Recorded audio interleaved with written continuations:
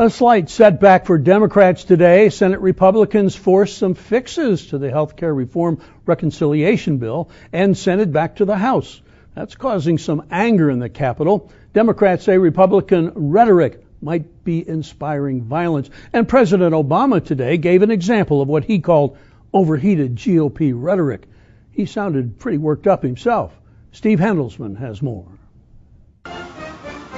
In Iowa today, celebrating his win on health care reform, President Obama deplored what he called fear-mongering.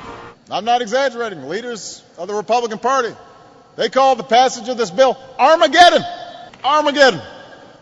End of freedom as we know it. Back in Washington, where police are on alert to protect lawmakers after a spate of broken windows and threatening calls to Democrats.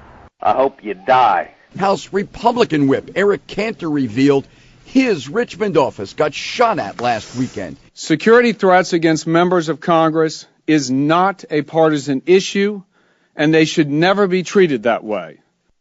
Cantor pointed a finger at senior House Democrat Chris Van Hollen, who on MSNBC yesterday blamed Republicans for courting potentially violent extremists. Someone needs to step up on the Republican side and say enough is enough, rather than trying to play this double game. But Rush Limbaugh said backers of health care need to be taken out.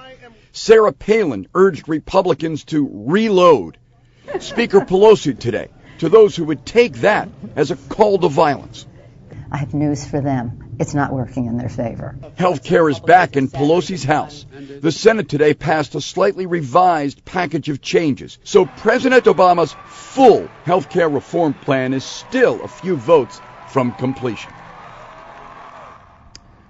The saga goes on. Steve Handelsman reporting. The final vote is planned for the House tonight, but the bad blood spilled by the health care debate seems sure to keep flowing.